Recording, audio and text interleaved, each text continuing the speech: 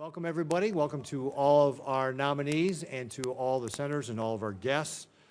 Appreciate everybody being here today. We're here to consider the nominations of Dr. Anjani Sinha, nominated to be the U.S. Ambassador to Singapore. Mr. Jeffrey Bartos, nominated to be the representative of the United States to the United Nations for UN Management and Reform. Ambassador Linda Blanchard, nominee to be the U.S. representative to the United Nations agencies for food and agriculture. Ms. Kimberly Guilfoyle, nominee to U.S. Ambassador to Greece. And Ms. Jennifer Lucetta, did I get that right? Lucetta, nominee to be the alternate representative of the United States for the Special Political Affairs in the United Nations. As we begin here today, I remind everybody that we have ground rules here in this committee. We have important work to do, and we have limited time to do it. As a result, we do not tolerate demonstrations or disruptions to the committee's business. Nobody in the audience is allowed to talk to any of our nominees or to any of the senators. If you choose to interrupt our proceedings, you will be removed and barred from attending these public hearings for 1 year, 12 months. Appreciate your understanding and looking forward to a productive hearing. A number of my colleagues are here, would like to make introductions to our nominees, and so we're going to start with that. Mr. Bartos, you've got two senators who want to nominate you, and I will start with Senator Fetterman. Would you like to kick us off here, please? Thank you, Mr. Chairman. And hello, it's an honor to be here today. And again, thank you, Chairman Ricketts, and thank you, Chairman Risch, and Ranking Member Shaheen, and the distinguished colleagues of this committee, including mine from Pennsylvania, all right? I know that dude. Well, today, I'm here today, and I'm proud to be here to support my good friend, Jeff Bartos, and his nomination to be Ambassador of the United States UN Management and Reform. Jeff and I became friends, ironically, when we were both running together as Lieutenant Governor back in 2018. Of course, we're in different parties, but throughout that entire process, through that election, we became friends, and we've maintained that relationship ever since then. Particularly, our relationship deepened immediately after the Tree of Life massacre. And we would speak over and over again how it's important it is to do something about the rampant anti-Semitism. But again, of course, we have different political differences. We're in different parties, and sometimes it's not popular to be friends and to support members of the opposite party. But I'm here and I'm proud to stand to attest to Jeff's character and his commitment to public service, regardless of whatever the party it is might be different than mine. Using his business experience and has really been very helping people in need. And now during the pandemic, he created a very innovative program called the 30-Day PA Day Fund, which helped thousands of small businesses across Pennsylvania to stay open during the middle of the COVID pandemic. I am absolutely confident that Jeff will bring the kinds of dedication and integrity to the United States, putting the interests of our nations at the forefront for every decision that he makes. I'm proud to support his nomination, and thank you for the opportunity to introduce my friend and speak to this committee. Thank you, Senator Fetterman. And with all of our senators, I know that we've got a lot of things going on, and so you're welcome to stay, but I know you may have other hearings you have to get to, so we're pleased that you were able to make this introduction. Senator McCormick, thank you. You also would like to talk about. Absolutely. It's great to follow in the footsteps of the senior senator from Pennsylvania. Jeff, you have your former opponents all introducing you today, which is great. I just want to congratulate all the nominees, and Mr. Chairman, Ranking Member Shaheen, thanks for allowing me to speak. I'm specifically here to introduce a native son of Reading. We got a lot of Reading native sons here in the audience, Senator Fetterman and Senator Barrasso. Jeff joins us today with his wife Cheryl, one of his two daughters, two great daughters, Emily and Sarah, who he always talks about with great pride. And welcome to you all. I'm sure you're very proud. Jeff is here today as the nominee for the U.S. Representative to the United Nations for Management and Reform. And I've seen up close Jeff's dedication to Pennsylvania and to serving our great country. And so, Jeff, thanks for accepting this challenge. You would bring years of great business experience, community leadership in our Commonwealth, a successful real estate developer, president of Last Line Strategies, previously President CEO of the Mark Group, and later Division President of Toll Brothers in Horsham, Pennsylvania. You've had a great career. And you've also been active across many organizations in Philadelphia, including the Graham Partners Building Products Advisory Board, the Wexner Heritage Fellowship, the Kimmel Center for Performing Arts, and the Jewish Federation in Philadelphia. Also, as Senator Fetterman talked about, you've really been a leader in Pennsylvania, crisscrossing the state as a candidate for public office, the creator of the 30-Day Fund that raised millions to help small businesses hurt by COVID. But you know, you've got a tough assignment at the United Nations. And when we put United Nations and reform in the same sentence, that's a tough job. But I know from personal experience, I know the Senator does too, of your tenacity, your toughness, your desire to serve your community. And so we are very lucky to have that kind of leadership and grit to root out anti-Semitism and anti-Israel bias at the UN, to demand transparency and accountability on behalf of the Trump administration, more important, the American people. So I am pleased to join Senator Fetterman to support this nomination, and I urge all my colleagues on the committee to vote for someone who I know will do a great job on behalf of all Americans. Thank you. Thank you, Mr. Chairman. Yeah, thank you, Senator McCormick. And now we'll move on to Senator Moody for Ms. Licetta. Thank you, Chairman Ricketts. Good morning. It is my honor to be here today to introduce President Trump's nominee to be the alternate representative of the United States of America for Special Political Affairs, as well as the alternate representative of the United States of America to the sessions of the General Assembly in the United Nations, my fellow Floridian, Jennifer Licetta. It is no surprise, this is just another great Floridian volunteering her time and coming up to D.C. to serve her country. She is from Sarasota, Florida, and it is not the first time she is going to be serving on our country's behalf. During President Trump's first term, Ms. Licetta served our country in various roles and helped advance President Trump's vision for a secure and prosperous America. And I know she will continue to do so when confirmed for these positions.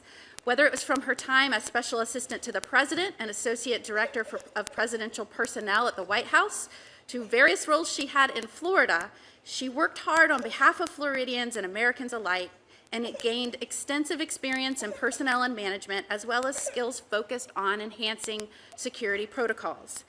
I can attest that, like many of my colleagues, this country is in need of someone to take up the America First mantle in its policy approach in all aspects of our foreign policy, from diplomatic negotiations to the United Nations, and many of the roles in which she will be confirmed. After 4 long years of America Last policies, we now need this more than ever. And I am thrilled that many great Floridians have volunteered to serve and have been nominated by this administration to carry out President Trump's vision for our country. I've seen just how critical the right leadership is to solving the most complex global issues, from Iran and its proxies' attacks on Israel and U.S. regional interests, to attempts by the People's Republic of China to infiltrate our universities and steal U.S. military technology. Our foreign policy is only as strong as the leadership we have in positions to respond to these events. President Trump has shown that strong leadership, demonstrated time and time again in dealing with malign actors globally, that it is necessary to pursuing a safer and more secure world. With America First policy, the world is safer, and peace should always be the goal in our foreign policy. Far too long, the United Nations and other international organizations have become the pawn of our adversaries, and that is why it is imperative that the Senate continues to do its duty to confirm President Trump's nominees and ensure that the United States interests are adequately represented in the forums where it matters most. Ms. Licetta is the right person for this job at the right time. I trust that should she be confirmed, she will be a fierce advocate for America's priorities at the UN, stand up for Israel, and ensure strong representation and communication of President Trump's peace through strength vision. She will be an excellent representative of this great nation, and it is my honor to introduce to my colleagues and America, Jennifer Licetta. Great. Thank you very much, Senator Moody. Appreciate you being here, and thank you very much for the introduction. Next, we'll move on to Ambassador Blanchard, and I believe Senator Britt you would like to say a few words to introduce the ambassador. Absolutely, Mr. Chairman. Thank you, Chair Ricketts, Chairman Risch, Ranking Member Shaheen, members of this distinguished committee, and Senator Graham, who joins me right here. Happy birthday, sir. I will note it's Senator Graham's 70th birthday, so congratulations, Senator. If you're not 70, turn back. It's not good. Mr. Chairman, it is an honor to join you all today to introduce my dear friend, Ambassador Linda Blanchard. She's President Trump's nominee to be the U.S. Ambassador to the United Nations Agencies for Food and Agriculture. She's the former U.S. Ambassador to Slovenia and an incredible businesswoman, philanthropist, and humanitarian. Linda is a native of Alabama's capital city, Montgomery, where I reside. She's devoted her life to elevating our state and supporting communities, not just in this nation, but across the globe. She has a record of bringing sustainable change through education, health, anti-hunger initiatives, you name it.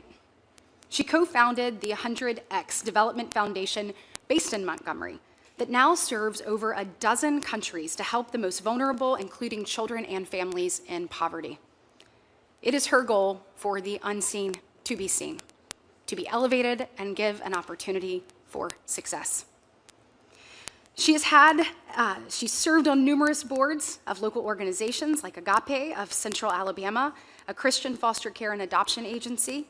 She is also the founder and former senior advisor of real estate firm B&M Management Company, which speaks to her business acumen. And she currently serves as vice president of business affairs of Ascent Residential, where she oversees 25 properties across 9 states. This nomination also marks a return to diplomatic service for Linda. In June of 2018, President Trump nominated her as U.S. Ambassador to Slovenia, where she diligently served our nation for over a year and a half. In fact, she helped secure joint declaration of 5G technology and a memorandum of understanding concerning strategic nuclear cooperation between both countries. When I was president of the Business Council of Alabama, I had the opportunity to travel to Slovenia and see her firsthand. She is a force of nature. We know the challenges we have in front of us across the globe, and there is no one more prepared to meet those than her. Linda has a proven record of international experience and leadership, and she is ready to translate that longtime service in food, agriculture, and hunger issues to excel in this position. I have absolute confidence in her ability to strengthen international efforts to address food security and advance agricultural development and U.S.-led initiatives. Thank you for the opportunity to speak on her behalf. I look forward to seeing her strong leadership in action as the next U.S. Ambassador to the United Nations Agencies for Food and Agriculture. Great. Thank you very much, Senator Britt. I know that Senator Tuttle also wants to say some words on your behalf, and I believe he's on his way. But in the meantime, we're going to go to Senator Graham to talk about Dr. Sinha, who's obviously up for Singapore. Senator Graham. Thank you, Mr. Chairman, and Senator Coons, and to the committee, thanks for having me, and appreciate the birthday wishes. I can't believe I'm 70. So anyway, that's not your problem, that's mine.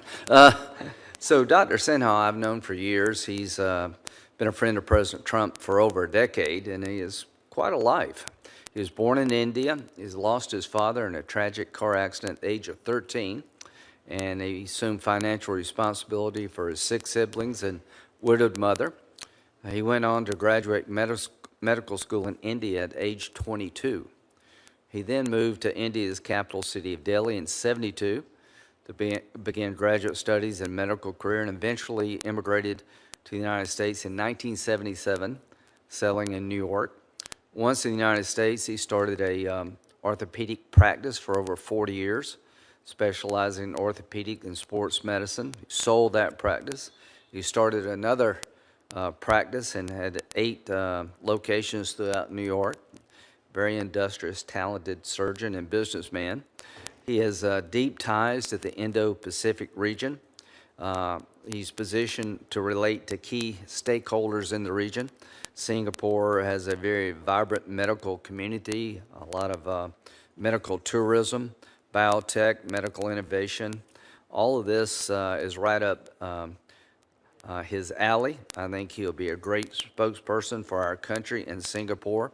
He knows the region and he knows the issues, and I am very honored to introduce him. His wife of 48 years, Dr. Sinha, is a retired anesthesiologist. She was on the NYU faculty, and they have a daughter, son, and 3 grandchildren, and they have truly lived the American dream. And this is a way for him to give back to his country, and I heartily recommend his nomination to be ambassador to Singapore. Thank you. Great, thank you very much, Senator Graham. Ambassador Blanchard, I understand that Senator Total did get pulled away to something else, and Ms. Guilfoyle, Senator Haggerty is going to say some remarks about you when he has his time for questions. So don't feel left out. Senator Haggerty will be here. Now, what we'll do, before we turn to our panelists for their introductory statements, we'll follow that with a round of 5-minute questions. I will take the opportunity to thank all of our nominees first, however, for your willingness to serve our great country on the world stage, and congratulate all of you on this opportunity. Thank you also to your families, because they serve alongside with you. Ambassador Blanchard, you know that from personal experience. It's been the opportunity I've had as a governor to be able to do trade missions and see our staff overseas, and they do a fantastic job, but they do spend time away from their friends and families, and you will all be doing that to greater or lesser degrees as well. So thank you for your family sacrifices as you're confirmed, should you all be confirmed to these posts. These are not easy jobs. They're critical to ensuring that the United States can advance the interests and security of the American people around the globe. It's vital for our foreign policy that we have confirmed ambassadors in positions of importance. This is something I've heard consistently as I visit with partners and allies around the world. And this is a point that's been made by members of both parties repeatedly throughout my time on this committee, that we need to make sure that we get our nominees confirmed and in their positions in these important roles. Under Chairman Rish's leadership, I'm proud that this committee has prioritized this important responsibility of advancing President Trump's nominees. So far, 43 nominees have had hearings and have been voted on. This is a record pace, and everyone should be proud of that. Disappointingly, though, many of these nominees aren't yet confirmed. This hurts our ability to advance our interests. At a time when we are competing for influence with adversaries like Communist China, we cannot afford to let partisanship get in the way of what's best for our country. Thank you all again to the nominees for your willingness to serve, and I look forward to hearing your testimony and answer this committee's questions. So now we'll go into the panelists' opening statements, and Dr. Sinha, we'll go ahead and start with you. Would you like to begin?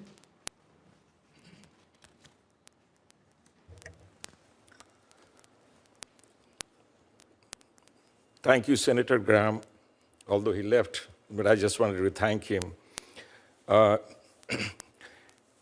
Chairman Ricketts and esteemed committee members, I'm humbled to stand before you today. I extend my deep gratitude to President Trump for his nomination and to Secretary Rubio for his support. With your concurrence and approval, I look forward to serving the United States to my fullest capacity. I would also like to thank my wife for 48 years, Kiki, and my son Sumit, who are here with me today. And a special thanks to my daughter Pooja, who has supported me closely through this process. She's watching us live from Norway with our grandkids. Kiki and I arrived in Brooklyn as a newly married couple from India. The United States has always recognized and invested in talent and growth from all corners of the world. Kiki and I were able to work hard and build a successful medical careers. Most importantly, we raised a beautiful family together, and we have served and supported our communities on Long Island, in Florida, and across the Northeast. The United States is the only country on this planet where such amazing journey and achievements could be possible. We have lived the American dream, and for this, I feel immense gratitude to this nation and to our fellow Americans. United States is an Indo-Pacific nation, and our connection to and interest in the region are deep. I myself was born in India and have a strong understanding and respect for the region's culture, people, and the values. Singapore is our key strategic partner and a friend in the Indo-Pacific. Close cooperation with Singapore, along with our other allies and partners in this region, is more critical today than ever before. If confirmed, my duty will be to advance and implement the policies of the United States and to promote U.S. interest. In Singapore, I look to expand and deepen our defense and security cooperation, economic and trade relationship, people-to-people ties.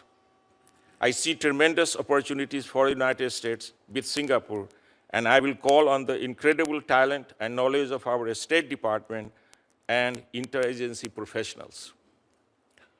There are so many potential areas for growth in this vital relationship, which has already seen significant advancement in defense and security cooperation, and made great strides in collaborating on cutting-edge technologies.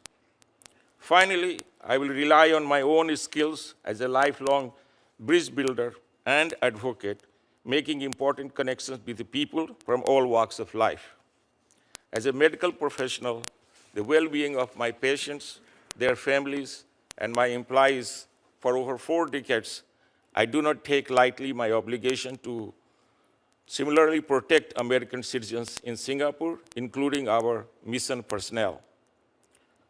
Distinguished senators, it would be my greatest honor to serve our United States of America, the country and people who have given me and my family so much. I pledge to fulfill my duties with integrity and to work hard to deepen our important relationship with Singapore. Thank you, and I welcome your questions. Great, thank you, Dr. Sinha. And I might notice you got that all done in 4 minutes. You didn't take the whole 5 minutes, so thank you very much. I forgot to mention that, but you did a great job. Thank you. So, what? Star by his name. Star by his name, exactly right. So I would ask all of our panelists to kind of keep it to 5 minutes, or you could follow Dr. Sinha's example and just keep it to 4 minutes. Mr. Bartos, you're up next. I first want to thank my home state senators and my good friends, Senator Fetterman and Senator McCormick. Thank you for your friendship and support. It means the world to me. Thank you, Chairman Ricketts and distinguished members of this committee. I am honored to appear before you today as the President's nominee to serve as the representative of the United States of America to the United Nations for UN Management and Reform. Thank you to President Trump and Secretary Rubio for their confidence and for this opportunity to serve the American people. Growing up in Reading, Pennsylvania, Senator McCormick pointed out, 3 of us from Reading here this morning. Growing up in Reading, Pennsylvania, I dreamed of one day serving our country. Cheryl, my wife of almost 28 years, grew up in Allentown, Pennsylvania. We met in Charlottesville, Virginia, and raised our 2 daughters, Emily and Sarah, in the Philadelphia suburbs. Cheryl, Emily, and Sarah, I would not be here today without you, and I'm grateful for your love and support. And your patience, because as the senators know, the political world is not so easy on the family. I am thinking today, as I do every day, of my mother, Adrienne, who we lost to cancer in 2018. To my brother, Todd, who is also here with us today, and to my father, David, and to Cheryl's parents, Lou and Roberta, who are watching online, thank you for your love and support. After World War II, the United States, along with the other 51 founding members of the UN, signed the UN Charter with the commitment to prevent future wars and to promote international peace and security. Unfortunately, over the past 80 years, the UN has strayed from its foundational goals and lost sight of the principles it was established to defend. From UN bodies with overlapping mandates to the deep rot of its anti-Israel bias, the UN needs to get back to basics and recommit to the values enshrined in its charter. If confirmed, I will work to implement President Trump's America First foreign policy at the UN and to return the UN to its original mandate of promoting international peace and security with the goal, as set forth in its charter, to save succeeding generations from the scourge of war. American taxpayers deserve transparency and accountability for the funding we provide to the UN and a commitment that their money is not funding waste, fraud, or abuse. American taxpayer dollars going to the UN should advance our national interest and contribute to making our country safer, stronger, and more prosperous. If confirmed, I will work to ensure stringent accountability, transparency, and reform at the UN, including eliminating redundancy, unnecessary activities, and creeping mandates. I will focus on streamlining the UN budget, reducing staff footprint, and pushing for more equitable burden sharing among member states. As the largest financial contributor to UN peacekeeping, the United States must demand the most efficient use of U.S. taxpayer dollars in peacekeeping operations. If confirmed, I will push for long-term structural financial efficiency in peacekeeping missions and increased burden sharing from nations that share our priorities for UN reform. I will work with my colleagues to review the programmatic effectiveness of individual peacekeeping missions and ensure these mission mandates are realistic and achievable with clear exit strategies for each mission. We must also ensure that the UN upholds its zero-tolerance policy for sexual exploitation and abuse and uses all tools available to push for accountability. Our standard should be very simple. One case of abuse is one too many. U.S. representation in UN leadership and staffing is not commensurate with our financial contributions. If confirmed, I will work to ensure that more Americans are working at the UN. American citizens bring our values to their work in the UN system and are one of our best defenses against nations that seek to exploit and manipulate the UN for their own interests, especially China. If confirmed, I will demand the highest standards of integrity, transparency, and efficiency in UN hiring and invest in American citizen talent pipelines. I am eager to support the Trump administration's strategy to place more American citizens in appointed and elected positions at the UN, something, Mr. Chairman, I know you and your colleagues would like to see as well. As the UN turns 80 this year, the United States is not alone in recognizing the need for reform. If confirmed, I look forward to working closely with other member states in the Fifth Committee and the General Assembly to pursue these much-needed reforms. It would be the honor of a lifetime to represent our nation at the UN in New York and to pursue the reforms needed to advance the United States' interests and to promote international peace and security. Thank you again to you and your staff for all of the time and hard work that go into this process. I'm grateful for your advice and guidance, and I look forward to your questions. Great. Thank you, Mr. Pardos. Our esteemed chairman, who is letting me stand in for him today at the hearing, has requested a moment of personal privilege. So, please. Chairman Risch. Thank you very much. First of all, let me say thank you for standing in and other members of the committee who have. As has been noted, we're almost 50 people now we've had hearings on, and it's really difficult for the chair to take these on all alone. So if we can have the assistance of the other members of the committee to hold subcommittee hearings, that works really, really well. I'm not telling anything that this panel doesn't know, and that is that these appointments are complicated. They take a long time, and the preparation on this side is just as lengthy as it is on your side. And I'd like to recognize publicly and thank Sergio Gore from the White House, who handles personnel matters. He's with us for the first time today, and with him is his assistant Morgan DeWitt. From our staff, Kelsey Kelleher. Kelsey?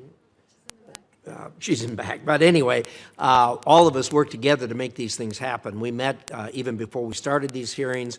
It's worked really, really well, the system that we've put in place. We even had Kelsey embedded a bit at the White House as we move this, and the State Department as we move this forward. But it's been really good, as you noted, that we are on really on record pace for getting people through this committee. The floor is struggling a little bit, but still at a record pace, and that's a result of the work of all these people that they've put to, that have helped do this all together. So anyway, I want to thank everybody and thank all those who were involved in this. Senator Shaheen's been very helpful. She and I were both governors and are both committed to the principle that as chief executive can't do the job without having the team in place. And speaking to the chief executive, I think, Sergio, you can either confirm or deny, but we almost have him to the point where he believes we're on a record pace. So I'm getting less calls, which has got to be something good. So with that, I should point out, too, we have another special guest. The President Trump's grandson, Donald J. III, is here with us today. We don't get many of the first family here, so we're certainly welcome you to the hearing. With that, I will yield back, and thank you, Senator Ricketts. Great. Thank you, Chairman Risch. And with that, Ms. Guilfoyle, I said you weren't going to be left out. Senator Hagerty is here, and so Senator Hagerty would like to do his introduction for you. Well, I want to thank the chair, and thank you for standing in for me today, Mr. Chairman, as well, to attend to a family health issue. But it's a great privilege to be here with all of you. And I'd like to congratulate all of you, too. The roles that you're about to take on are incredibly important. Having done a role similar to what several of you are doing, I've got a great respect for not only you, but your families, and to all of the families that are here. The role that you will play is absolutely critical in the success of your spouse, your loved one. So thank you. But it's a special treat and privilege to introduce a good friend of mine today, and that is Kimberly Guilfoyle. She is President Trump's nominee to be the U.S. Ambassador to Greece. She's a deeply experienced attorney, a nationally respected commentator on politics and public policy, and she's a great political strategist. Throughout her career, Kimberly's excelled in both the private sector and in her public service roles. Indeed, her distinguished background and long-standing commitment to public engagement make her an absolutely excellent candidate to be the United States Ambassador to Greece. Ms. Guilfoyle worked as a broadcaster at Fox News, where she co-hosted The Five and Outnumbered, and previously appeared as a legal analyst on CNN, ABC, and Court TV.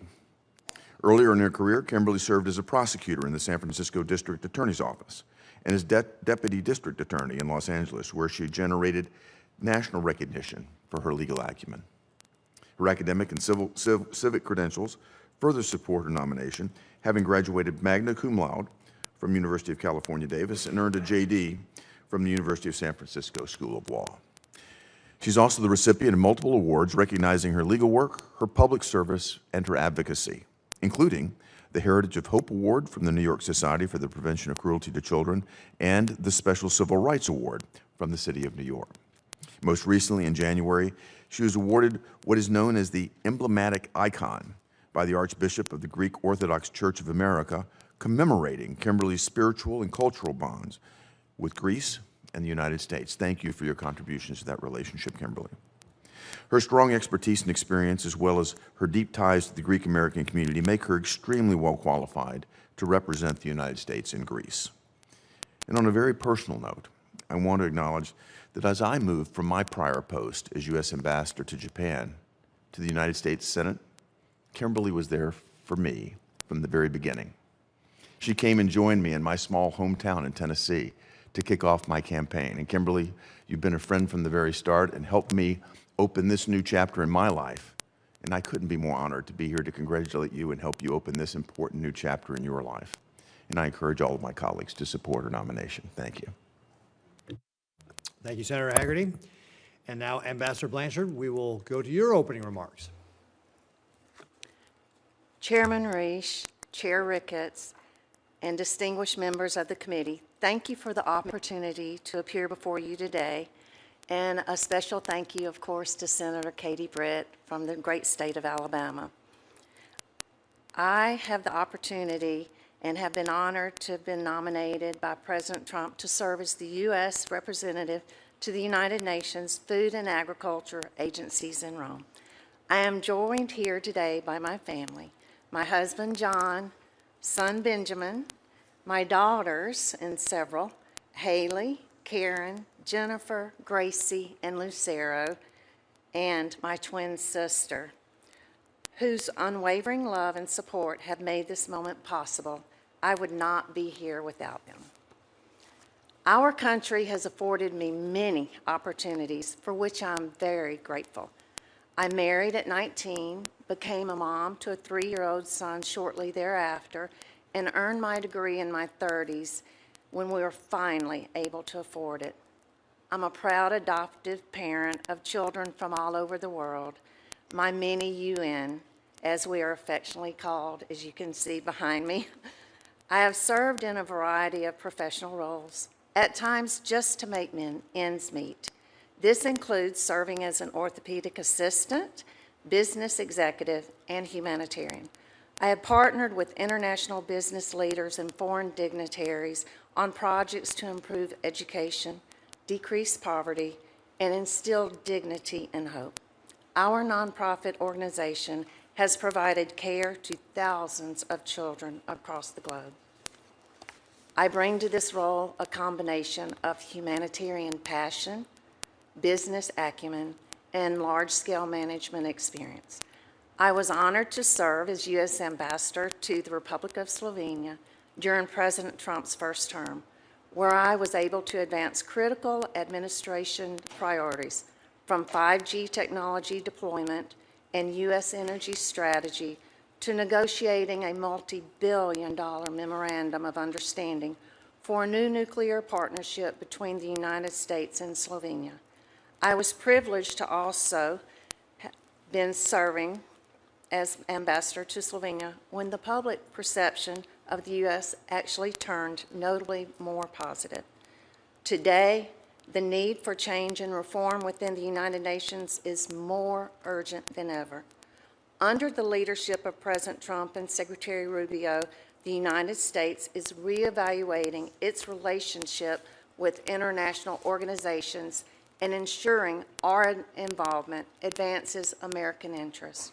The United States has the opportunity to shape UN food and agriculture agencies to overcome the challenges of our time. I understand the importance of the U.S. mission to UN agencies in Rome. Food security is a life or death issue for hundreds of millions of people around the world.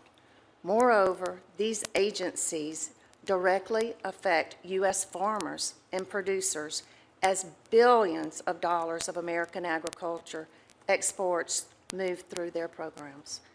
However, over the years, the United Nations and its associated agencies have continued to grow and expand their mandate beyond original intentions. With this growth, a proliferation of bloated bureaucracies has taken hold, distracting the UN from its core principles. President Trump and Secretary Rubio recognize this issue and have asked the State Department to re-examine our engagement with UN organizations. If confirmed, I will bring everything I have to ensure that the UN organizations the United States chooses to engage with are efficient and effective stewards of U.S. taxpayer dollars. As Secretary Rubio has also said, every dollar we spend, every program we fund, and every policy we pursue must be justified with the answer to three simple questions. Does it make America safer? Does it make America stronger? And does it make America more prosperous? Mr. Chairman, members of the committee, I'm grateful for this nomination, and if confirmed, I will work closely with you and your staff to advance an America First foreign policy and ensure that the United States remains a principled, effective leader on the world stage, especially in the fight against global hunger. I look forward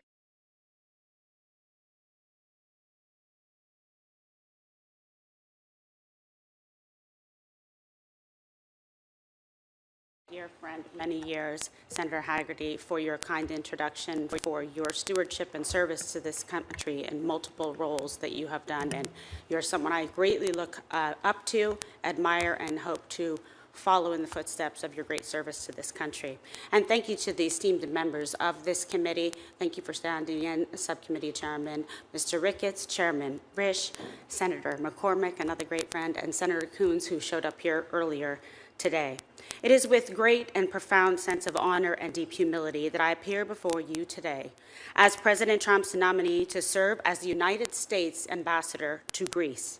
I extend my sincerest gratitude to the President for his faith in my abilities, and to Secretary Rubio, and to Sergio Gore here present today, the head of PPO, and his amazing team for their collective trust and confidence placed in me. I also thank this committee for the opportunity to be here and for your careful consideration of my nomination. I would like to thank my closest family and friends for their support, their encouragement throughout this process. I would like to offer special thanks and love to my son Ronan, my brother Tony Guilfoyle, and to Donnie Trump for their steadfast support. I also would like to thank my parents, who would be so incredibly proud to see me here today. My mother, Mercedes, was a special education teacher from La Guardia, Puerto Rico. My father, an immigrant from Ireland, came to this nation in pursuit of the American dream, and now I consider it my duty to carry on the mission and the values that they instilled in me.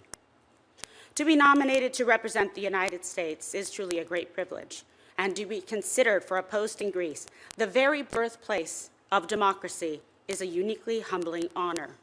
The ideals of liberty, self-governance, and the rule of law that were born in ancient Athens have echoed through the centuries, inspiring generations of thinkers and leaders, including our own nation's founders. This profound legacy, which has greatly influenced the world and the formation of our own republic, resonates with my own lifelong dedication to public service and the unwavering pursuit of a more just and prosperous world through strong international partnerships. My career path has been defined by a steadfast commitment to advocacy and public engagement. As a prosecutor in the demanding environments of both San Francisco and Los Angeles, I was entrusted to be a voice for those who could not speak for themselves and to uphold the foundational principles of our legal system. This experience honed the skills of careful negotiation, clear-eyed analysis, and the pursuit of truth, qualities I believe are indispensable to effective diplomacy. Subsequently, my decades in the media as a legal analyst and television host provided me with a platform to elevate critical issues, spotlight injustice, and champion truth on a wide range of priorities and for audiences across the globe. These endeavors, coupled with my active engagement in public advocacy and the political arena, including during my service as First Lady of San Francisco, have provided me with a keen and timely understanding of international relations and an unshakable belief in the power of robust alliances to advance our shared interests and values. If confirmed, I pledge to bring the full measure of this experience to bear in Athens. I am prepared to be a tireless advocate for American interests, a steadfast partner for our Greek allies, and a proud and loyal representative of the President and the American people. Over the past several decades, Greece has evolved to be a pillar of stability in a complex region, and its commitment to our shared security within the NATO alliance matters more than ever. Consistently ranking among the top spending allies, Greece is projected to continue dedicating 3% of its GDP to defense in 2025 and is on a trajectory to reach 5%, in line with the alliance's commitment at The Hague. This is not merely a matter of statistics. It is a tangible investment in our collective security. Furthermore, a substantial portion of this expenditure has been directed toward the acquisition of cutting-edge U.S. defense technology, including the formidable F-35 fighter jets, advanced Apache and Black Hawk helicopters, and modern naval vessels. Additionally, the proposed joint project to co-produce Constellation-class naval frigates demonstrates Greece's long-term commitment to our strategic defense partnership. These modernization efforts enhance Greece's significant military capabilities, strengthen the eastern flank of our NATO alliance, and create valuable opportunities for American industry. If confirmed, I will make it a top priority to further accelerate Greece's defense modernization by fostering even greater cooperation and synergy between our defense sectors. The United States and Greece have made tremendous progress on energy cooperation. Greece's Revithoussa LNG terminal and the construction of the Alexandroupoli floating storage regasification unit is allowing the U.S. to export more gas to Europe. While U.S. natural gas now accounts for 20% of gas in Greece, up from 2% 5 years ago, there are huge opportunities to sell more U.S. energy to Greece and its neighbors. If confirmed, I will work with the so-called vertical corridor between Greece, Bulgaria, Romania, Moldova, Ukraine, and Central Europe so that Greece can become a hub of U.S. gas for the region. I will also encourage Greece's progress on constructing electricity interconnectors and its neighbors, including Cyprus, Israel, and Egypt, which contribute to regional energy diversification and security.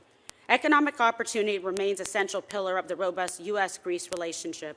If confirmed, I will serve as a proactive and strategic partner in advancing U.S. trade and investment interests, building on successful efforts to expand opportunities for American firms across key sectors, including defense, energy, shipping, infrastructure, technology, AI, pharmaceuticals, hospitality, and agriculture. I will also actively pursue pathways to encourage and facilitate Greek investment in the United States, fostering a more balanced, resilient, and mutually beneficial economic partnership. Ultimately, the enduring strength of the U.S.-Greece relationship is built upon the solid bedrock of our people-to-people ties. The vibrant Greek-American and Greek Orthodox community has made immeasurable contributions to the fabric of our nation, and the bonds of culture, family, and shared heritage between our countries run deep. I am also deeply committed to championing religious freedom, an essential pillar of all democratic societies and a core value we share with our Greek allies. If confirmed, I look forward to engaging with and supporting the vital work of Greek cultural, educational institutions, non-governmental organizations, municipalities, and individual citizens. I am committed to working alongside the diaspora to further strengthen these essential human connections that bind our nations in a spirit of friendship and mutual respect. Thank you once again for the honor of appearing before you today. Thank you, Ms. Gilfoyle. Ms. Lucena. Thank you, Chairman Ricketts. Thank you, Chairman Risch, and distinguished members of the committee. Thank you for the opportunity to appear before you today. Also, a special thank you to my home state senator, Senator Ashley Moody, for the gracious introduction. Thank you for all you do for Florida. I am grateful to be nominated by President Trump to serve as the alternate representative of the United States for Special Political Affairs at the United Nations. I am honored by the confidence and trust placed in me by President Trump and Secretary Rubio to represent the United States and to advance American interests at the UN. First and foremost, I would like to thank my family, as I would not be here without them. I want to thank my husband, Bryce, my almost 2-year-old son, Noel, my mom, Denise, and my sister, Kim, who are here with us today. I would also like to thank my dad, Mike, and the other members of my family who are unable to be here. I appreciate everyone's love and support throughout this process. Growing up in Florida, my interest in American government and politics started at a young age, from volunteering on local campaigns to attending Girl State. In 2015, I went to work for then-candidate President Trump on his historic campaign. In the first administration, I was honored to serve as a special assistant to the president and associate director of presidential personnel. The experiences of the past 10 years have taught me the importance of a foreign policy that benefits the American people. If confirmed, I look forward to implementing President Trump's America First foreign policy agenda at the United Nations. Almost 80 years ago, the United States helped to establish the United Nations to prevent future wars and promote international peace and security. The UN Security Council is meant to be the heart of that principle. The United States has made many important policy achievements at the UN, such as the Trump administration's historic efforts to negotiate a resolution that calls for an end to the conflict in Ukraine. The reality for the United Nations as an institution, however, is that it has not lived up to its mission or its potential. There is rampant anti-Israel bias in the UN system that unfairly targets Israel and undermines its sovereign right to self-defense. Moreover, the Security Council often struggles to take decisive action on conflicts that need real-time responses. Evolving threats to international security do not respect national borders and demand action. Whether it is terrorism, illicit drugs, cybersecurity, or weapons of mass destruction, these are the challenges that require U.S. leadership to ensure that the UN is resolving and preventing conflicts.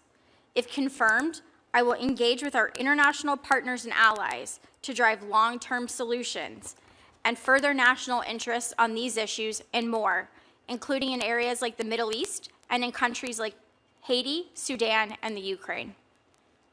If confirmed, I will assess any proposal at the Security Council and General Assembly by the metric of whether it makes the United States safer, stronger, and more prosperous. Doing so will make the UN more efficient and effective. This includes pushing back on countries like China to ensure that they do not exploit international organizations and standards to advance the narrow interests of the Chinese Communist Party.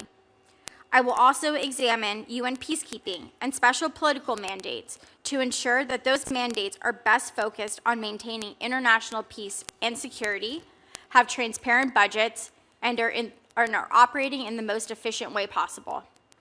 If confirmed, the core of my responsibility will be to push the UN to return to its original mandate to maintain international peace and security. I will advocate for our national interest, engage with international partners and allies to drive outcomes, and ensure accountability for the U.S. taxpayer dollar. Through President Trump's agenda, we can once again have peace and prosperity. I would be honored to join the administration and work side by side with the dedicated staff at the U.S. mission to the United Nations in New York. We must demand more of the UN because we know it has the potential and the capacity to do better. Again, thank you for your time and the opportunity to come before you today. Thank you, Ms. Lucena, and thank you all for your opening remarks. We will now move into a round of 5-minute questions, as long as we have people here to ask those questions. I will begin. Dr. Sinha, Singapore is one of our more vital partners in the Indo-Pacific. On the security front, it supports rotational U.S. military deployments, enables our patrols throughout the region, hosts thousands of American sailors, airmen, and their families, and is a significant buyer and user of U.S. defense technologies. It's also a hub for maritime trade and financial services, a gateway for over 6,000 American businesses operating in Asia, and a leader in emerging technologies. Oftentimes, an American company's first step into the Indo-Pacific is in Singapore. I recently had the pleasure of meeting with Singapore's Prime Minister Wong, Foreign Minister Balakrishnan, and Defense Minister Chan at the Shangri-La Dialogue. And I can confirm Singapore's desire to not only maintain our strong partnership, but to build upon it. Dr. Sinha, as ambassador, what areas will you prioritize to strengthen the U.S.-Singapore partnership and deepen our cooperation? Thank you for your question, Senator. As you know, I am a physician, a surgeon, so I have been a long-time bridge builder, and I believe strongly in a person-to-person connection. If confirmed, my first basis would be to go there and create a very good, strong relationship with the Singapore government. And obviously, I will do my best to increase I will deepen the defense, security, and economic tie with Singapore. So. Well, I think you should make a good connection with the foreign minister there. Yes. I believe he's also a physician. Actually, between him and I, there are so many things common. He went to his school and became an eye surgeon. I went to his school and became an orthopedic surgeon. His wife is a physician who became neurologist. My wife is an anesthesiologist. And his kids are lawyers. Our kids are lawyers and doctors. So we have a strong connection already. Very good, very good. Nebraska is the nation's 5th largest agricultural exporter with nearly $8 billion in ag exports last year, the 3rd highest total on record. Simply put, when Nebraska agriculture thrives, so does my state. Nebraska's impact just isn't domestic, though, it's global. In western Nebraska, cooperatives package and ship dry edible beans used in the World Food Program humanitarian operations, delivering American-grown products to save lives in some of the world's hardest-hit regions. Ambassador Blanchard, in your testimony, you discussed the dire need to bring reforms to the UN and its associated agencies, and I agree wholeheartedly. You also acknowledged that billions of dollars of American agricultural exports move through these UN programs, which directly affects farmers and producers in my state. How will you work to clean up the waste and mismanagement in Rome, while at the same time ensuring that American farmers and producers aren't unintentionally harmed? Thank you, Senator, for that question. First of all, I can tell you, in the first administration, we all know that President Trump's number one focus was farmers first. And I never would put any words in his mouth, but I would love to just reiterate that that was his focus the first term. And anything that benefits farmers is a win. And I can tell you as USUN Rome nominee ambassador that it would be my pleasure to continue the partnership and see how we can grow it and be sure that the partners that we are bringing in that we can't use the maritime for because it's so far, the cost prohibited, that those partners that we're not using in the States as farmers, that we need to be able to be sure that they're giving us the right deals. When we're not using our farmers, we need to be sure the others are giving us the right deals. That's one area I really want to focus on. And certainly always increasing partnerships with U.S. farmers. I've already had the pleasure of that the USDA Secretary Brooke Rollins has reached out to me. She's already been to Post, and we said we would discuss after, if confirmed, the hearings and see how we can increase everything for our farmers and sending produce abroad. Thank you, sir. Great. Thank you, Ambassador. Senator Haggerty. Thank you, Chairman Ricketts, and again, welcome to all of you.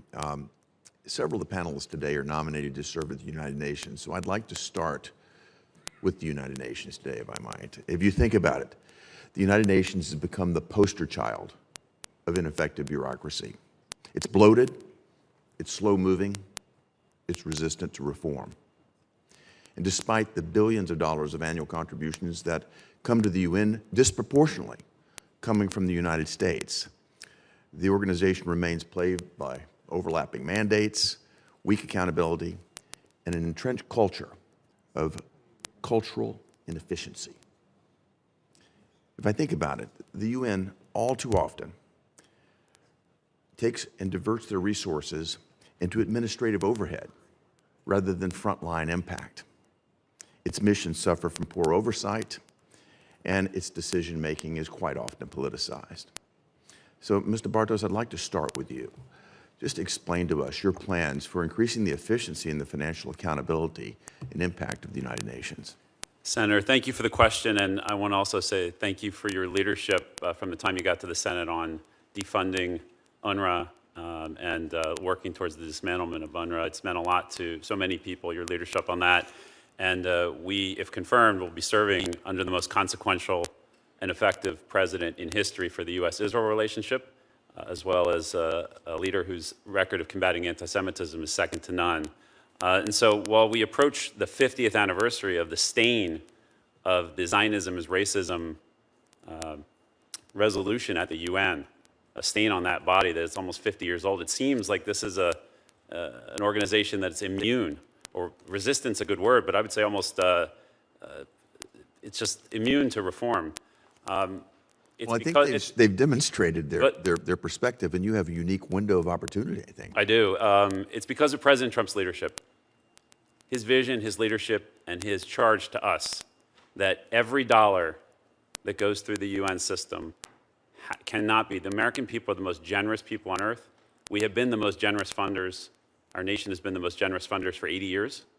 And the President has charged, and Secretary Rubio has charged to say, not a dollar of that can go to waste, fraud, and abuse. And every dollar must make us safer, stronger, and more prosperous.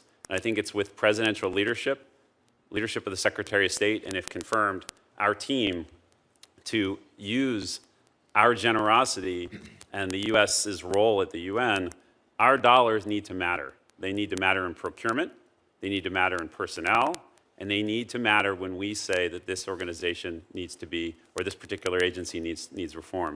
It's that presidential leadership from the Secretary, and if confirmed, our team's leadership to execute the President's America First agenda. It's an organization that cries out for leadership and, frankly, respect for those that fund it. I've attended the United States General Assembly meeting when President Trump spoke. I've been there on multiple occasions with President Trump. That organization is basically out of control right now in terms of their inefficiency, their lack of respect for those that fund it, and the politicization of many of the institutions. And on the politicization front, I'd like to turn to you, Ms. Lucetta. If you think about it, the UN was founded on principles of peace, security, and human rights.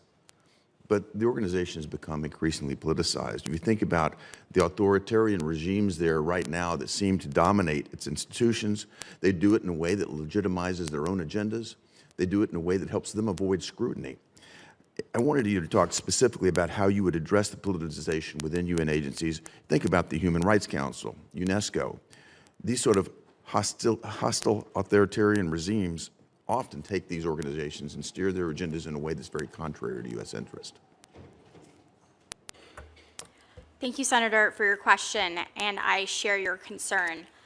As you know, in February, President Trump signed an executive order to withdraw the United States from the Human Rights Council. That same executive order also called for the review of our participation in international organizations to make sure that our participation aligns with national interests. Many organizations within the UN have lost their way. Both the Human Rights Council and UNESCO continually serve as examples of the pervasive anti-Israel bias that exists within the UN. They continually push back on Israel's right to sovereign self-defense, and further, an organization like the Human Rights Council enables countries with brutal regimes like Cuba, Venezuela, and North Korea to have a platform despite their own terrible records with human rights abuses. These organizations must get back to the founding principles of the UN, which is to prevent war and to maintain international peace and security. If confirmed, I will work with the State Department on the outcome of their review, and I will review our participation in international organizations to make sure that everything that we do makes sure that America is stronger, safer, and more prosperous. Well, beyond review, I hope you hold them to account. Mr. Chair, if you would indulge me with one final question. I'd like to come back to you, Ambassador Blanchard. I'm very interested in your leadership and look forward to your leadership at the UN's Food and Agricultural Organization and the related agencies in Rome. I visited that mission in the past, and I'm very concerned about the influence that exists there right now. The Director General today, Director Chu Dong-yu, and his deputies have basically steered FAO priorities in a direction that supports Beijing and its desires, and certainly in means that don't support the United States and our allies. If you look ahead to the 2027 election of a new Director General, I'd just like to know if you plan to make certain that we have either a U.S. nominee or at least an ally as a nominee to be the new Director General so we can get this organization back on course. Thank you, Senator, for the question. Certainly, I've been looking forward. I've already had the pleasure to speak with my deputy, who has already arrived at post, and I told him let's not get ahead of the Senate, but he has informed me of some things, and we really would like to focus on building partnerships with our allies right away, if confirmed when I get to post, because it's the partnerships that'll be able to elect all the new entities, and of course, all the infiltration, not to mention in the other areas that the CCP has tried to take over abroad in our food sourcing. So it'll be my pleasure to partner with our allies and figure out how we can come together and pick a candidate that can win and that can lead this organization with like-minded American initiatives. Well, I look forward to a new nominee and many more purchases of Nebraska agricultural products. And with that, I'd also just like to commend all of our nominees to the UN. You've got a challenging job ahead of you, but we absolutely need you to take care of that. And to our two country ambassadors nominees, I look forward to your confirmation and working with you in your future roles. Thank you. Thank you, Mr. Chairman. Great. Senator Hagerty. Senator Coons. Mr. Chairman, I'll defer to my friend and colleague from the state of Illinois, given the pressing business of the NDA. Great. Senator Duckworth. Thank you. Dr. Sinha, you say you know how important the United States-Singapore relationship is, and I think you know that it's important to me as all of our relationship with the ASEAN nations. This is not a role you can just pick up on a whim or because you think it will be glamorous or because Singapore is a great place to live. Our diplomats are dedicated. They're hard workers who represent the United States every day on the front lines, anticipating crises and providing invaluable expertise to help prevent conflicts from exploding into catastrophes. I am not opposed to political appointees, and in fact, my colleague across the aisle, the senator from Tennessee, did an incredible job as an appointee to a critical United States ally, the country of Japan, and I really enjoyed working with him when he was ambassador there. But frankly, I don't think you are particularly qualified for this role, and I'm concerned about how your lack of understanding may even inadvertently cause friction in our critical relationship. Will you even be able to effectively lead our mission in Singapore? I have my doubts. So my questions are going to be to allow you to assuage my doubts and win my vote. Dr. Sinha, I need to know that you understand some basic facts about Singapore and its critical relationship with the United States. For example, in 2024, did the United States have a trade deficit with Singapore? Yes or no? It did not. How large was the U.S.'s trade surplus with Singapore in 2024? $80 billion. $18 billion. 2.8. You're off by a huge factor. The United States had a 2.8 billion trade surplus with Singapore in 2024. If confirmed, how would you explain our friendship in Singapore to the president? How would you explain to our friends in Singapore the president's threats to slap tariffs as high as 25% on their country, given that the United States has nearly 3 billion trade surplus with Singapore? Thank you for your question, Senator. We are not walking away for any dialogue between the two countries and two leaders. If confirmed, I will make a personal relation with the government of Singapore, and I will make sure the dialogue continues and we settle the issues of trade together. Do you support increasing a tariff on Singapore, seeing as how we don't have they buy more of our stuff than we buy of theirs? So, Senator, so you want to put a tariff on them? Thank you for your question, Senator. You know that we have, President has only done 10% of trade increase with the Singapore, and he's open to dialogue even for that. Do you agree with that 10% increase with Singapore? It seems how they don't have a surplus with us? Well, Yes or no? Do you support the president's plan to put a 10% tariff on Singapore, goods produced in Singapore? I mean, Senator, thank you for your question, but I believe in President's decision of a free trade with any nations in the world, and he's resetting the trade numbers with each country, and he's open for discussion and dialogue with each country. So you would like to have free trade with Singapore? That's what you would push for as ambassador? Well, we always had free trade with Singapore since 2004. So so do you support the 10% increase, tariff increase? The dialogue is not yet closed. The door is not closed. Let's go on to the next thing. What year is Singapore next scheduled to be the ASEAN chair? This year is Malaysia. I didn't ask you about this year. When is Singapore going to be the ASEAN chair? I don't know when, but this year. 2027. Please describe what holding the ASEAN chair will entail for Singapore and how you would support Singapore in your role as U.S. ambassador, if confirmed. What are some of the critical things that Singapore will have to do as a chair of ASEAN? I mean, I agree with you that you had made a statement that all the ASEAN members should be treated like almost like... No, answer my question. What does holding the ASEAN chairmanship entail for Singapore? Can you name one thing?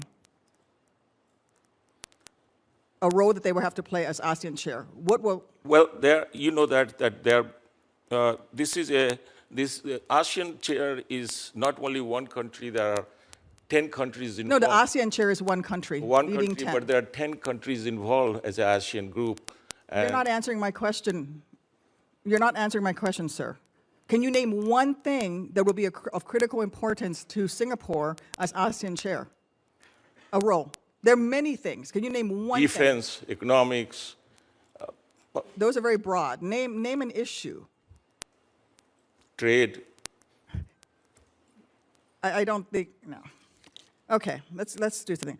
In what way does the United States Navy work with Singapore, and how do you envision strengthening the U.S. Navy's work with Singapore? And are there any facilities that come to mind that are central to our relationship with Singapore? thank you for your question, but we have a naval presence in Singapore, and our military, they always do exercise with the Singapore. They come here, the Army of Singapore, they come here for the training as well. So we have a close ties with the Singapore in defense. Can you name a specific thing? Please, I'm trying to help you here, but you've not even done your homework, sir. You want to be ambassador to Singapore, one of the most important friends we have in the Indo-Pacific, a key place that we're going to be fighting against our greatest adversary in the region, the PRC. Singapore may feature incredible culture, but that should not be treated as a glamour posting. This nation is too important to the United States, to ASEAN, to the entire region.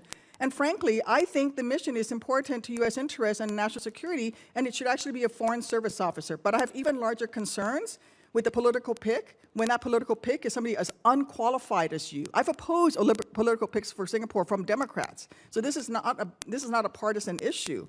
I just feel that you are not taking this seriously, and you think this is a glamour posting, that you're going to live a nice life in Singapore. What we need is someone who's going to actually do the work. I'm out of time. I have a couple additional questions related to management that I'll submit for the record, but I want to reinforce again for you right now, you are not currently prepared for this posting, period, and you need to shape up and do some homework. Senator Coons. Thank you, Senator Ricketts, and thank you to all of you for your willingness to serve our nation, represent us overseas. I will focus on the nominees for UN posts, but no disrespect to the others. Thank you for your willingness to serve. Mr. Bartos, we've known each other well. You were introduced by both the Democrat and Republican senators of Pennsylvania. Congratulations. Folks against whom you ran in a previous cycle, double congratulations. And to you and your family. The UN is a crucial area, in my view, for the United States to advance its national interests. And as you cited in your opening comments, the UN Charter focuses on promoting peace, security, and stability, and we need a UN that is focused on those priorities. I was encouraged that you also emphasized the importance of expanding the number of Americans who are in the UN system globally. Over the last 15 years that I've served on this committee, over several administrations, my view is that when we withdraw from the UN, our adversaries simply advance and fill the gaps that we create. So your challenge is going to be to balance ensuring that the money that we invest in the UN and the systems and organizations at the UN are efficient, are transparent, are delivering on their mission, but to not abandon that mission, to not completely withdraw. One of my core concerns is that the US-UN reform process might look like what happened to the USAID. We could have had a balanced, bipartisan, measured process that looked hard at inefficiency in USAID, narrowed its focus, and prioritized an American national interests. Instead, it was simply slashed and shut down, largely with no consultation with Congress. If confirmed, will you commit to engaging with Congress regularly on reform efforts to ensure that there's bipartisan support, both for sustained U.S. leadership in the UN system and for any reforms that are proposed and that you're carrying out? Senator, thank you for your question, and I'm smiling here because we've known each other 20 years. Yep. And who would have thought 20 years ago when we were working on sewer issues in Newcastle County, Delaware, that we'd be sitting here. So it's an honor to be with you. God indeed has a sense of humor. Yes, yes, sir. And it's wonderful to see you, and thank you for your question. Yes, I can strongly commit, and if confirmed, look forward to working with the committee to address all of these issues. I'm inspired by Secretary Rubio's leadership. I'm deeply grateful to President Trump for his leadership, and if confirmed, I look forward to working as often as you'll have me with this committee to address these issues. Thank you, sir. To your point about the importance of having Americans, how will you advance American representation in the UN system at the same time that there are proposals that would dramatically cut back our contributions to the system? So thank you for the question. In his first term, President Trump established the directive that we were to have an agency at I.O. at the State Department to focus on either elections where United States citizens could run and or be appointed to certain agency heads. That office, any of us involved in politics would love to have a record that office has achieved over the last 5 years. If memory serves, it's something like 28 contested positions and 23 or 24 successful candidates. It's a fantastic record. Credit to the President Trump for his leadership on that issue. In his second term, and again, I'm a citizen, I'm not currently at post or in the State Department, but if confirmed, one of the things in my briefings that I really perked up at and thought was this a huge opportunity is the terrific team at State, at IO, that's working on these issues. I would agree it's been a sustained success across several administrations to keep advancing Americans for positions of leadership. One sitting to your right is nominated to lead an important food-related agency. The previous head, a Chinese national, was an alarming example of what happens to a critical UN agency when we don't have either American or American-aligned leadership. Last question for you, and then I have one question, if I might, for Ms. Guilfoyle. I believe investing in peacekeeping is a core part of the UN mission. I agree with you. We should have zero tolerance for abuse. I worked with Chairman Corker now many years ago on investigations and transparency around peacekeeping. How will we sustain our peacekeeping engagement when the President's proposed budget zeroes out all U.S. contributions to peacekeeping, and the rescission that will be on the floor next week would claw back $360 million? How do we balance that? How do we sustain an effective voice in peacekeeping while there's proposals to withdraw all support? Senator, thank you for the question. As a citizen, I've not currently read into any of the issues relating to the reorganization or how that's approaching. I can say generally, though, if confirmed, I look forward to immediately getting stuck into those issues, to learn about those issues, and to working with this committee. I think on the broader point about peacekeeping operations and the successful ones versus the unsuccessful ones, having clear objectives and a clear exit strategy is an outstanding roadmap for any of these endeavors. Broadly, we're in agreement on that point. I look forward to continuing our conversation. Thank you, Senator. Ms. Guilfoyle, if I might, just because the U.S.-Greece relationship is important to me, to my state, to our nation. Under the first Trump administration, there was a so-called 3+1 cooperation launched between the United States, Greece, Cyprus, and Israel. Give me your sense of what difference that's made, what's its current status, and whether you would commit to sustaining this level of cooperation in this structure. Yes, thank you for the question, Senator. I believe this is a very important area of concern as it relates to national security in Greece and Cyprus, Israel, all being very strategic and powerful allies, steadfast and reliable throughout the years, and this has just increased under President Trump's last administration. We're looking forward to making sure that those partnerships remain intact and, in fact, foster and develop.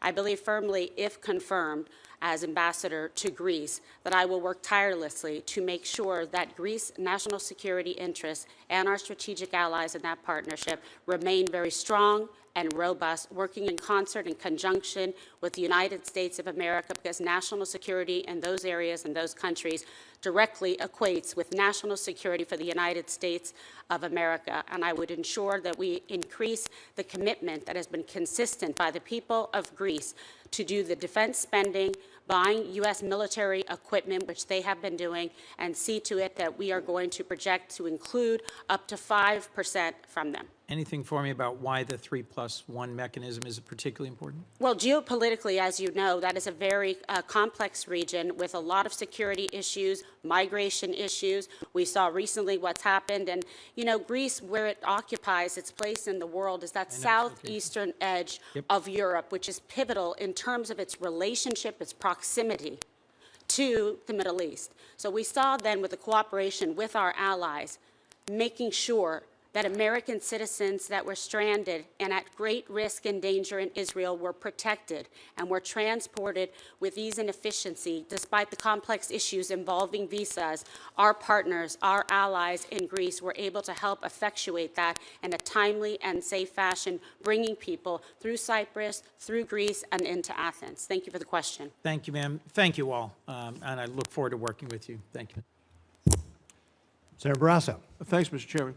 To follow up, Ms. Guilfoyle, on what you were just talking about with the NATO and the importance of the relationship and how closely we are aligned. There's a military naval support activity, Suda Bay, vital U.S. military installation. I know there's going to be updates. I think $44 million has been committed to invest in new joint mobility processing center in that area. Can you just overall give us some things, what opportunities you see for increased cooperation with Greece as these upgrades are completed? Because you, I think, appropriately called attention to the fact that all of these countries have now committed to going up to 5%. They have, which I think is incredibly important. I was committed to at the Alliance and at The Hague, and that is something that I know that these countries have intentionality to fulfill and to continue that commitment that they made to us. Thank you for bringing up these questions, Senator. Suda, yes, as you know, is the largest U.S. military base in Greece. It is strategically and geopolitically critical to the United States. It's been a really wonderful asset for us, for our military base, especially in that area of the world. So we're going to continue to look forward to that and make sure, and if confirmed, I plan to visit all of these facilities to deepen my keen understanding of the issues, the people, the needs, so that we maintain that strength for American interests and American national security. Revithousa is also incredibly important because there are unbelievable opportunities for liquid natural gas, which could be crucial to limit the influence, undue influence in the region of Russia, of China, and make sure that we push back on that on a daily basis. There are certain things that have happened that have been very disheartening as it relates to national security in the port of Piraeus, where the Chinese were allowed to gain access and purchase that. What I'm proud to say is the Greek people have now implemented a system that somewhat mimics what we have here in the United States, CFIUS, to prevent from foreign interests and countries encroaching on sovereign nations and buying up key national security ports and interests. So that is something that I was encouraged that has happened recently in the past month or so, and I look forward to partnering with them to make sure that we can use some of our models of best practices in those ways to make sure that there isn't over-encroachment of foreign influence and interest in key ports, and work with them strategically to help understand how we're able to prevent that in the United States of America. Thank you for the question. Yeah, well, I appreciate your comment about energy, because I think of energy as the master resource. Greece, I think, is quickly becoming a major energy hub in the Eastern Mediterranean. You talked about LNG. They've expanded their LNG terminals. I think they've earlier this year signed an agreement with Chevron and ExxonMobil to do more. So just generally, could you give us a little thought on American energy companies in Greece's energy sector, and how will you support and encourage this effort for more energy? Yes. Great opportunities, as I mentioned, exist with Revithousa, with the LNG terminal, which is key to that regional energy strategy. Also in Alexandroupoli, the LNG terminal, that's essential for U.S. energy exports and for Balkan access. So this is, again, why I would like to just stress the importance of Greece, the seriousness of this position, the opportunity we have to grow and strengthen the alliance and the bond between the Greek Americans and the United States of America and those living, working, visiting in Greece to ensure their safety, productivity, and make sure that their needs are met. And I really look forward to working with the absolutely incredible people that are so talented in the State Department and the careers, and the people that are currently serving in the embassy, working tirelessly to ensure that American interests are represented, and to work for President Trump to effectuate his goals, his beliefs for the United States of America. Thank you. Mr. Bartos, the U.S. Is the United Nations' largest financial contributor. Provides more funding than all other permanent Security Council members combined. I hear about that in Wyoming a lot. People aren't really happy with this. Despite this significant investment, the UN has struggled to implement meaningful budgetary discipline, to demonstrate consistent fiscal accountability. I think next week this committee is going to have a hearing with the nominee to be our U.S. ambassador to the United Nations. U.S. contribution represents about 22% of the UN's total budget. How are you going to ensure that the financial burdens at the UN are shared more equitably and in accordance with current economic realities? And are you committed to limiting the growth of UN regular budget and ensuring that the UN makes more efficient use of its existing resources? Senator, thank you for the question. As you stated, the United States, the generosity of the American people knows almost no bounds. We have been the most generous supporter of the United Nations system since it was founded 80 years ago, and we are the most generous nation on earth, and proudly so.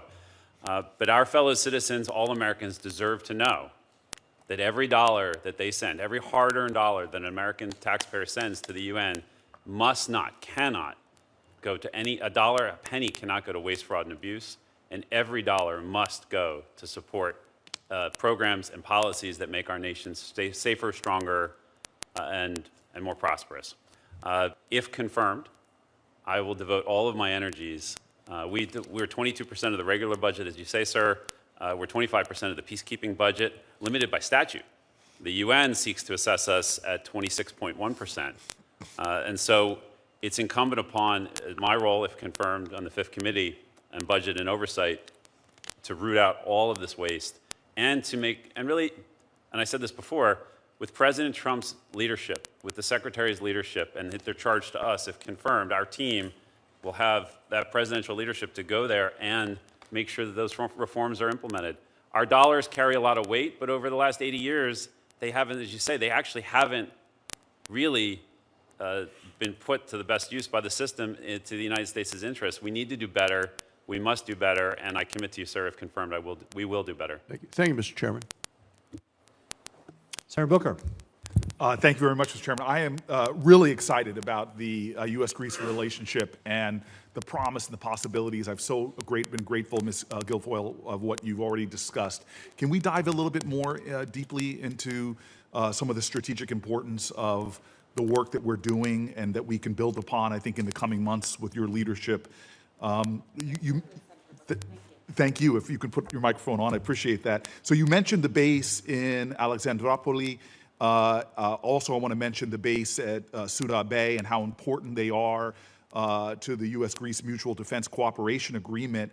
And I'm wondering if the administration is planning to any upgrades to those existing bases, given their pivotal strategic importance in that region, as you already discussed. And you share the perspective that maintaining and increasing the capacity at Alexandroupoli is important.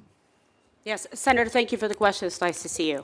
I believe this is such an important relationship. The administration believes it as well. This is a post where we are dealing with EU, G20, a lot of complex issues geopolitically in that area.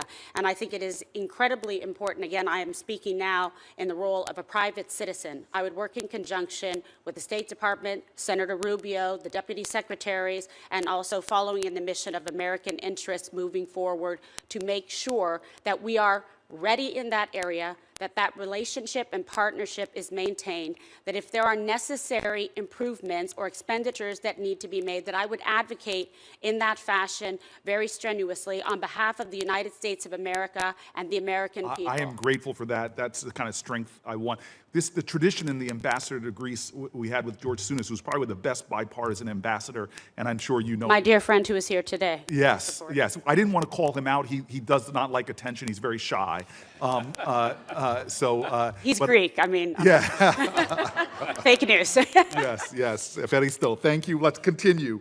I have a lot of concerns about the Greek-Turkey tensions, and it's something I think all of us should be giving more attention to. When I visited Greece last year and had the pleasure of being with the ambassador for some time, there was really calm between Greece and Turkey, between Athens and Ankara.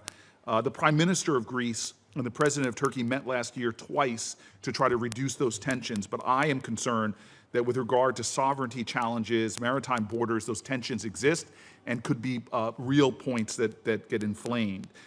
Tell me about your concern, and I've heard from a lot of my constituents in the Greek diaspora as well as from my travels that it's critical, I believe, that the U.S. doesn't tolerate any threats to the sovereignty of our European allies, especially Greece. Senator, again, thank you for the question. Yes, this is a very important issue, and I know there is a lot of concern from Greece, from Israel, from Cyprus, et cetera, regarding any increasing of weaponization in Turkey with the F-35s. Again, I'm speaking as a private citizen. I do not direct or maintain policy, but I know this is an area of concern to the administration as well. I know that President Trump is the best negotiator and diplomat to be able to engage with different countries to find meaningful ways to work together. I would like to make sure that we are protecting and honoring our strategic, consistent, stable and reliable allies with Greece. They have answered the call every time. They have exceeded our expectations. They have readily committed to the 3%, consistent in that regard, and Greece remains strong and proud as the 5th largest spender for military equipment I'm going to interrupt you in there the world. I'm running out of time, but I want to say I thank you. I associate myself with a lot of that bravado when it comes to Greece, so thank you very much. I just want to say I've got some bipartisan work on really the importance of the India, Middle East, Europe economic corridor. It's really vital. I hope to be able to talk to you about that. I know you know the importance of that and how the 3+1 framework between Israel, Yes. Greece, and Cyprus work into that. But I want to shift in my remaining seconds really to talk to Ms. Blanchard. I'm really concerned about food security, and things are getting exponentially worse on our planet. It's estimated right now, unfortunately, the Trump administration's foreign assistance cuts have already resulted in over 63,000 children dying unnecessarily from hunger. This is heartbreaking. It's a violation of the decency and values of our country. The Rome-based UN Food and Agriculture Organization, the WFP, the FAO, the IFAD, these are critical tools to strengthen the resilience of vulnerable communities who are at risk of hunger. Hunger leads not to horrible death and that is deplorable, but it leads to instability that ultimately could affect our security. So if confirmed, how will you seek to advance the programs that address long-term food security challenges? How do you propose to do that if the U.S. is actually reducing its funding and commitment? And as you know, other nations watch us. When we reduce, they reduce. When we challenge them to do more, as I've done in a bipartisan way here in past years, they do more. And so what impact ultimately do you think the reduction in U.S. funding will have on food insecure countries and communities worldwide? Senator, thank you for the question. As we all know, food security is bipartisan. We all are in agreement of that. But I do believe we're all in agreement as well of our accountability for our checkbooks. I mean, I account for things that go in and out of my checkbook at home. And I think it's wonderful to reevaluate, and I look forward to the reevaluation process. I personally, and I would never want to put words in the president's mouth, but the fact that he has nominated someone for this position is encouraging to me. I've worked for the last 20 years in helping orphans and the most vulnerable abroad in 12 different countries. I'm a believer in it. I realize it's national security, but I do also realize that there's been instances where malaligned players have gotten a hold of food and used it against us or our allies. So I certainly look forward to meeting with you and this whole committee So in the future. I'm out of time. I want to be respectful. I just want to say this. When I was on the Chad-Sudan border, and I've never had a situation, I've visited refugee camps all around this world, where pleading Americans were begging me to up food assistance, and were being very clear with me as I looked at malnourished babies of what would happen if we didn't increase food assistance. Well, we have done worse. We've limited funding, and I've now heard directly about the children that have died there. There is a moral urgency that I know reflects deeply within your faith tradition and my faith tradition. I beg of you publicly, when it comes to crises like we're seeing in Sudan, to please be a call of conscience to this administration, should you be confirmed, to please demand in private that we step up to American tradition and the moral urgency that has been supported in a bipartisan way. We are watching children die at rates that should stun the conscience of Americans, and I'm hoping that you can help us to address that crisis. So thank you very much. Thank you, Senator. Senator Risch. Thank you. Ms. Guilfoyle, I want to drill down a little bit more into the issues between Greece and Turkey. Certainly. You know, they're both NATO allies, and I have to tell you, I've started to use that word pretty advisedly when it comes to Turkey. I fought with them. I led the charge to get Sweden and Finland into NATO, and it was incredibly frustrating. Turkey was using its power because everything has to be done unanimously in NATO to keep them out, and it was a huge fight. And the other thing, as far as Turkey's concerned, I'm the one that put the hold on the F-35s. The F-35s they bought and paid for are still sitting in the United States because I've got a hold on them. And I'm going to continue to have that hold for a lot of different reasons. But the relationship between Greece and Turkey doesn't get nearly the play in the media here that actually exists. I wind up dealing with it all the time because I'm chairman of the committee.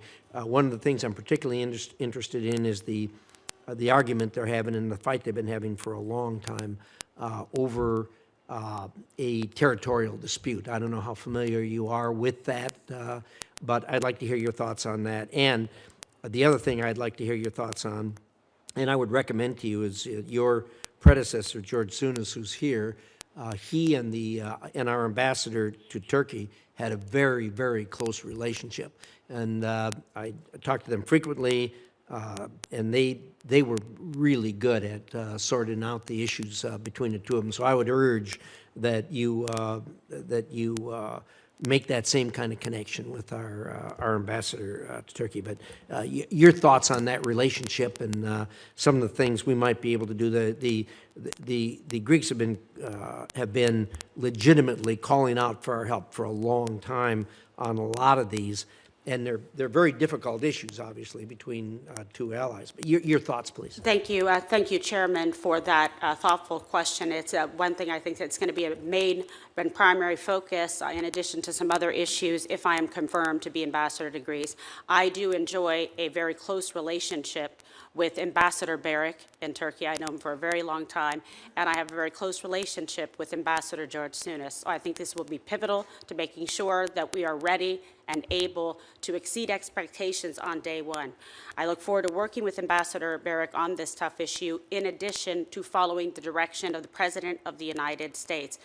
Sir, as you mentioned earlier, Turkey is precluded by U.S. law that you put forward from actually acquiring the F-35s.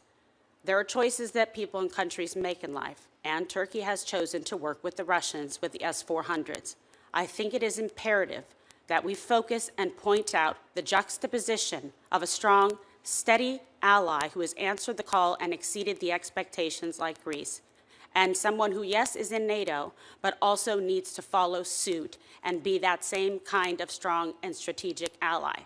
We don't have that at this point in time, and again, I'm speaking on behalf of myself as a private citizen. I look forward to getting more information, to getting deeper into the issues, following the direction of the President of the United States, and also working with my esteemed Ambassador Tom Barrick to resolve some of these issues. But again, the big focus has to be, what are we going to do in that area? It is so imperative for national security and for the United States of America, and that we also protect those strong allies that we have in Cyprus, in Israel, and in Greece. And I will make sure that it is my mission objective and focus to do just that, if confirmed. Well, thank you. I think you and Tom are going to be a real team there, I really think, and I appreciate that. The issues that Turkey has are not irresolvable. They are resolvable if cooler heads would prevail, but with Erdogan, it seems like it's going backwards every year rather than forward. So I hope you're able to turn that around, and your comments about the Greek community here in the United States couldn't be more right on. What a great community of people supporting Americana and Americana issues. But Chairman, if I may, just to say that that has been very evident, and it's been consistent for so many years, and they care deeply about this country. We have 3 million Greek Americans living in the United States of America and the diaspora, and 10 million incredible patriots that live in Greece, that they want to work very strongly to help and support the United States, and their intentions are clear. Thank you for the question. Thank you. I'm out of time, but I just want to say, Mr. Bardos, the title of your job having to do with UN management and reform, that's an oxymoron if I've ever heard one. And I got a lot of issues there. Secretary Guterres comes to see me every once in a while. The first thing I do is drag out the charter and say, what are you doing about this? Because, man, it just isn't working. And we're pumping a tremendous amount of money into it. There's a lot of us not very happy about that. I wish you well. We'll work with you every way that we can. And my time's up. Thank you, Mr. Chairman. Thank you, Chairman. Senator Hahn. Thank you, Mr. Chairman, and congratulations to all of you on your nominations.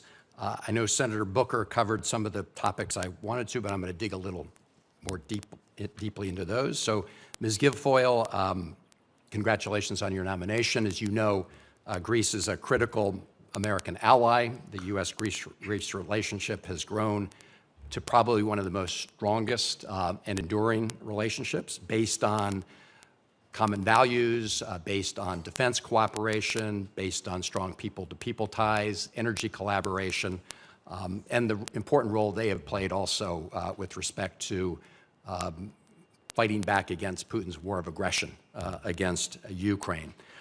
And that last point indicates that, Greece also plays an important regional role. So your responsibilities as ambassador, of course, are to deepen the bilateral relationship or to support that, but also take a look at the broader picture.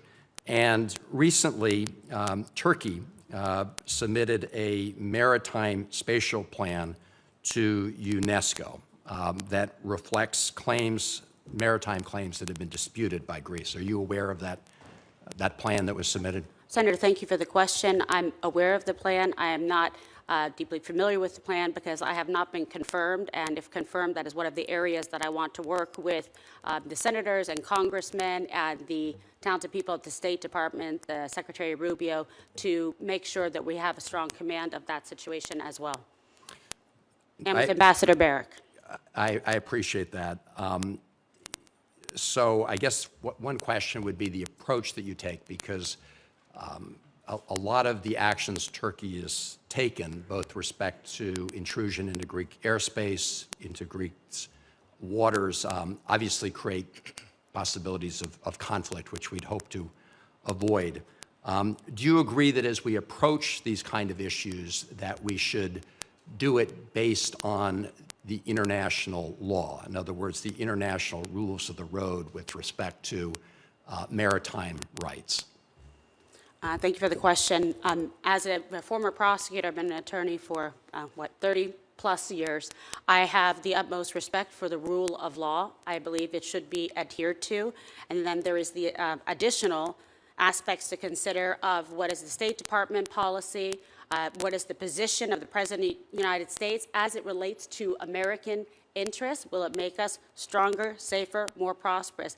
All of those need to be applied to these complex matrices to make sure that we know that we are acting in the best interests of the United States. And because Greece is so important and pivotal geopolitically, it is a key place in the region that must be respected. And I am a strong believer that we are sending a message to the rest of the world if we do not treat our most strongest and strategic and consistent and steadfast allies like Greece in an appropriate manner to honor and respect the commitment that they have made to the United States of America, and as you mentioned, with our shared values. Yeah. This is of pivotal importance. And I do believe, again, speaking privately and not as a confirmed ambassador, if confirmed, I would work very hard to make sure that we are really keeping that distinction about who has been acting in the best interests of the United States of America in accordance with the President's viewpoints, in accordance with our national and security interests and foreign policy interests. And I think there's a strong juxtaposition between allies who have and haven't. I appreciate that. I just want to underscore the fact that Greece sees it in its interests to apply international law, international maritime law. And I would hope that the U.S. position is that we also respect maritime law and not support or look the other way when that's being violated. But your answer, of course, opened the door to looking the other way and, depending on other factors. So let me I need to turn to Ambassador Blanchard, and I know Senator Booker covered some of this. As you know, the President's budget, envisions very deep cuts to the UN generally, including deep cuts to the UN humanitarian and food programs. Among the UN entities that you'll be responsible for, working with is the World Food Program, which, as you know, is headed by an American who I believe is doing a very good job, Cindy McCain. But the World Food Program is currently facing a 40% overall funding cut. The projections are that as many as 58 million people will be put at greater risk of starvation.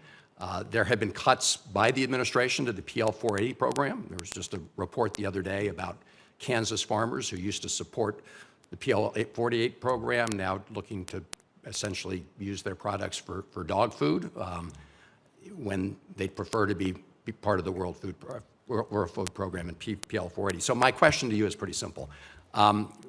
within this administration, will you be an advocate for increasing U.S. support for the World Food Program? Sir, Senator, thank you for the question. I look forward to working with your team once confirmed, but I will say after the reevaluation, I'm sure that that the President has the three focuses in mind. Does it make us more prosperous, safer, and stronger as Americans? And I look forward to working in those areas once the reevaluation is done. I do know that this is just as a private citizen, that 85% of the funding that we've given to World Food Program is still in use, and I applaud that. I also applaud that Ms. McCain's focus is on public-private partnerships at the moment, and I've heard that's been doing well.